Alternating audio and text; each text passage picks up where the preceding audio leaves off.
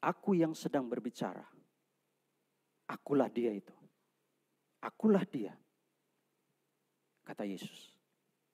Jadi hari ini Yesus berbicara kepada kita. Percayalah kepadaku, kata Yesus. Akulah dia yang dinubuatkan Nabi Yesaya. Akulah juru selamat itu. Yang diutus oleh Bapa di surga. Ketika nubuatan itu, Yesus masih dalam wujud apa ini? Firman. Roh adanya. Tidak kelihatan. Dalam istilah Arab, goib. Nggak kelihatan pada saat nubuatan itu dinyatakan oleh Nabi Yesaya. Tapi setelah digenapi dan dicatat oleh Yohanes, nubuatan itu nyata adanya. Dia berdiri di depan wanita Samaria itu dan berkata, akulah dia, aku yang sedang berbicara kepadamu. Jadi kalau ada yang coba-coba untuk mengelabui iman percaya kita, jangan pernah goyah. Kenapa saya harus katakan? Karena keselamatan itu hanya satu kali. Proses penyelamatan manusia itu hanya sekali. Sesudah itu tidak ada lagi. Bahkan sesudah Yesus tidak ada lagi nabi manapun yang diutus oleh Allah untuk menyelamatkan umat manusia. Tidak ada lagi. Ada yang mengaku-ngaku, ya sah-sah aja. Boleh-boleh saja. Tetapi Yesus, dialah sang firman itu. Yang nuzul menjadi manusia. Yang hari ini Bapak, Ibu dan saya beriman kepada dia. Yang hari ini Bapak, Ibu dan saya percaya bahwa dialah sang juru selamat itu. Jadi untuk itu saya tegaskan di sini bahwa ki anihu hamedaber hineni, akulah dia yang berbicara, merujuk kepada Yesus. Tidak merujuk kepada siapapun. Tidak merujuk pada manusia manapun. Tidak lagi merujuk kepada nabi manapun di muka bumi ini. Merujuk kepada Yesus.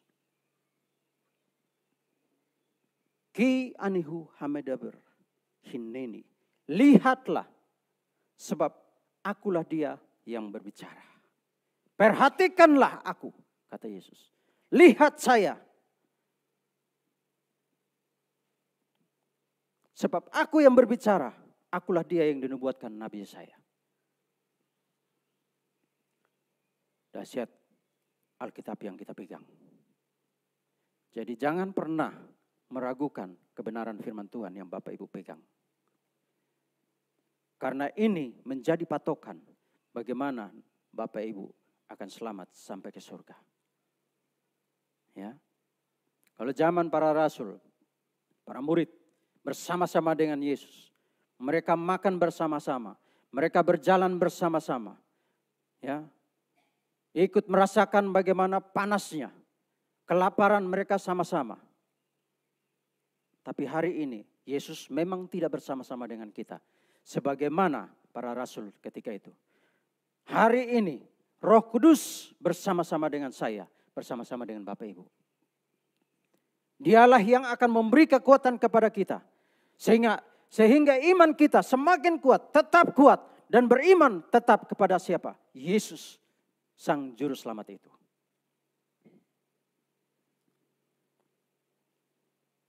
Di luar sana mungkin banyak godaan. Godaan di pekerjaan, godaan jabatan,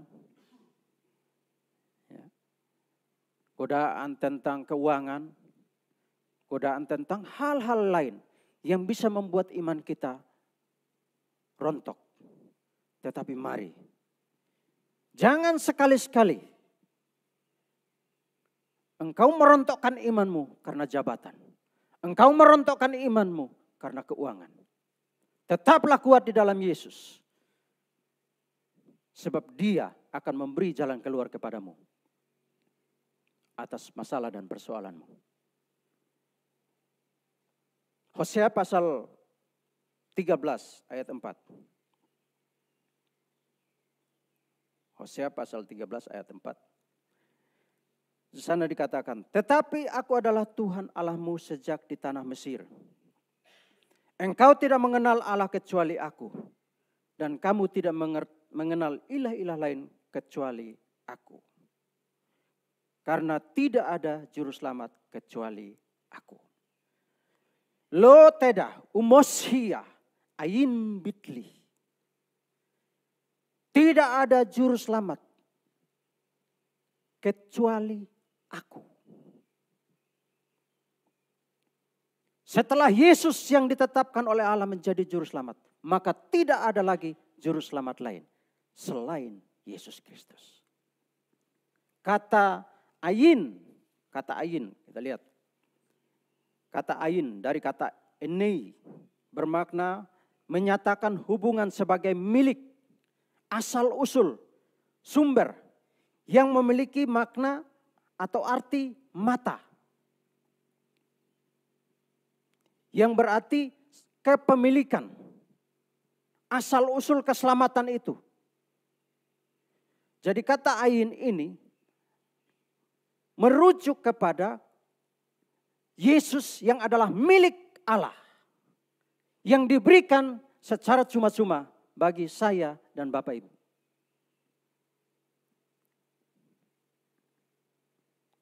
Kata ayin. Asal usulnya sang juru selamat itu dari pemilik itu. Dialah Allah itu. Kalau kita baca di dalam Yohanes pasal 1 ayat 1, 2, dan 3 di sana berbicara tentang firman itu. Dan kemudian kita bisa membandingkan dengan kitab Kejadian pasal 1. Kita dapat melihat di sana bahwa firman itu asalnya dari Allah. Dialah yang kemudian dilahirkan, dikandung oleh Maria, dilahirkan menjadi manusia. Dialah Yesus Kristus namanya. Dialah yang kemudian menjadi juru selamat manusia. Jadi tidak ada lagi. Kemudian hari ada lagi yang mengaku-ngaku dia jadi juru selamat. Ya sah-sah saja. Kalau dia mengaku-ngaku berarti dia harus membutuhkan legitimasi. Dari mana? Dari kitab-kitab sebelumnya. Dari PL. Harus ada legitimasi di sana. Bahwa dia diutus oleh Allah. Jika tidak ada legitimasi berarti dia bukan juru selamat. Sama seperti Yesus. Dinubuatkan di dalam perjanjian lama. Kemudian digenapi di dalam perjanjian baru. Itu yang disebut legitimasi.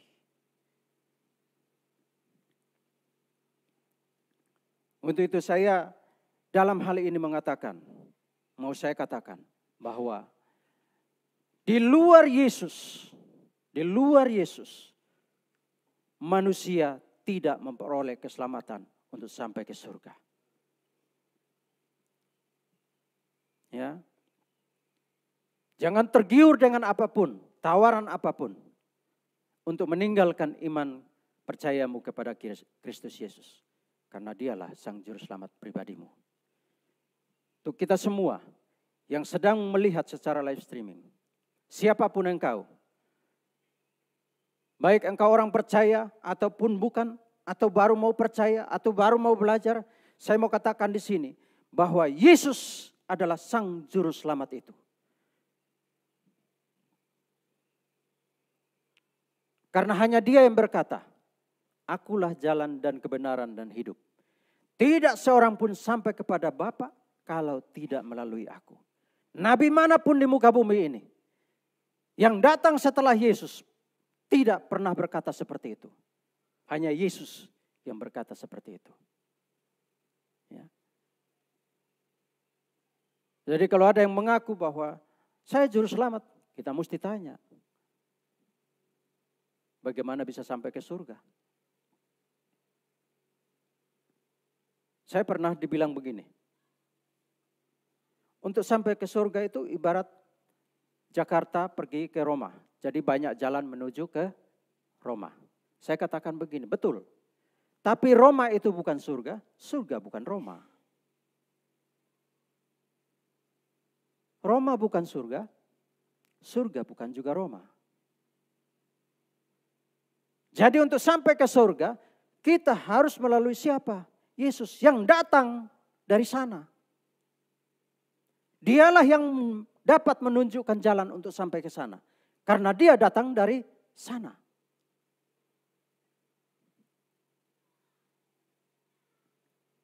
Dan untuk itu saya di pembacaan sore hari ini, saya tegaskan bahwa Yesus Kristus adalah firman itu sendiri yang dilahirkan ke bumi dan menjadi juru selamat bagi manusia. Jadi dari ayat-ayat yang disampaikan di sini, kita dapatkan dua kesaksian, yaitu dari malaikat Tuhan dan dari sang firman Allah itu sendiri, Yesus namanya, juru selamat itu sendiri. Ya. Agama lain percaya bahwa keselamatan adalah upaya manusia mencapai surga. Tetapi Yesus Kristus yang adalah juru selamat memberikan identitas kepada kekristenan dan sekaligus membuat kepercayaan Kristen menjadi istimewa dan unik. Sebab umat Kristen percaya bahwa keselamatan adalah upaya surga mencapai manusia. Keselamatan bagi orang percaya adalah inisiatif surga untuk mencapai manusia. Kalau manusia berusaha untuk mencapai surga dengan cara apapun, dengan apapun dia bayar, tidak akan mampu dia untuk membayar itu sehingga dia bisa sampai ke surga. Hanya Allah sendiri yang sanggup untuk menyelamatkan umat manusia. Satu ilustrasi begini. Jika kita punya mobil tabrakan, penyok, kemudian kita bawa ke ketok magic. Kemudian tidak lama kemudian mobil itu keluar. Dari luar kelihatan mulus, rapi, seperti baru. Tapi coba tengok ke bagian dalam. Di sana masih ada bentol-bentolnya. Jadi supaya dia tidak bentol-bentol, supaya dia tidak bolong-bolong di sana, di dalamnya, maka mobil itu harus kembalikan ke pabriknya. Di sana dihancurkan. Kemudian dicetak lagi menjadi mobil yang baru. Begitu juga manusia. Ketika manusia jatuh dalam dosa, dia tidak lagi menemukan jalan untuk sampai ke surga. Sudah terpisah dia dengan Tuhan. Karena dosa tadi. Maka supaya sampai ke surga itu, Allah punya inisiatif. Untuk mencapai manusia, dia utuslah sang firman itu. Namanya Yesus. Dan Yesuslah yang menebus dosa kita semua. Amin. Coba kita perhatikan ketika Adam dan Hawa jatuh dalam dosa. Ketika Adam dan Hawa jatuh dalam dosa, kemudian Tuhan mengutuk. Dan dia mengutuk tanah itu. Dia katakan kepada Adam, mulai hari ini, semak duri ini menjadi makananmu. Bapak Ibu pernah terbayang enggak ketika Yesus ada di kayu salib? Dan diambillah semak duri. Dibuatlah seperti mahkota. Dan diletakkan di kepalanya. Itulah kutuk. Kutuk itu diambil, diletakkan di kepala Yesus. Kutuk kematian, kutuk dosa, diambil, ditaruh di kepala Yesus. Sehingga apa? Setiap orang yang percaya kepada dia tidak lagi terkutuk.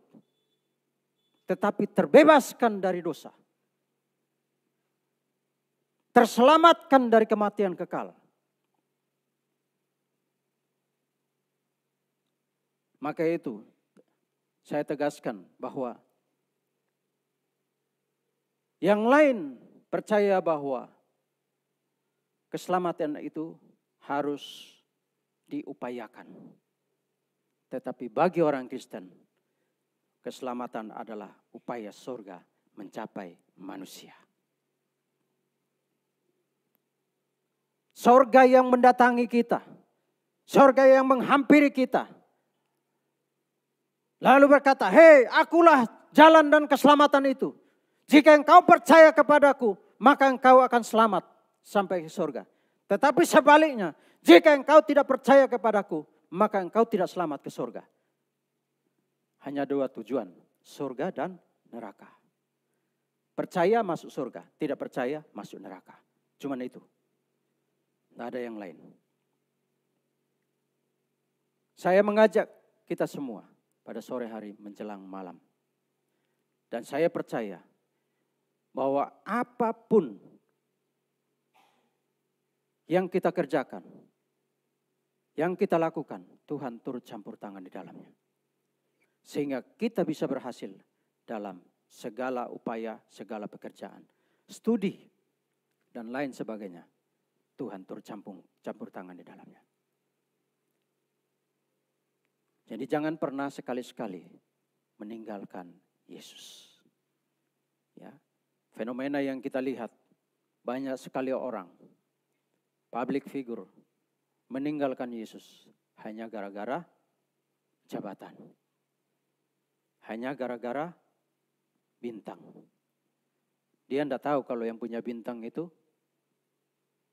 yang menciptakan bintang itu. Ya toh? Satu ketika dia pensiun, bintang itu sudah enggak berharga lagi.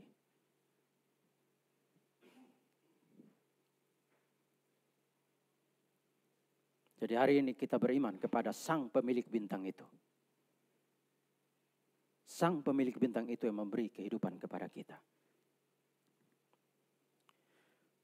Sampai pada penghujung saya menyimpulkan, keselamatan dari Allah sepenuhnya adalah anugerah. Bukan imbal balik. Keselamatan yang kita terima dari Kristus adalah hasil dari upaya surga mencapai manusia. Dengan demikian, Allah yang memberi tidak berkewajiban. Manusia yang menerima tidak punya hak. Sebetulnya kita nggak punya hak menerima keselamatan itu. Dan Allah tidak punya kewajiban untuk menyelamatkan kita.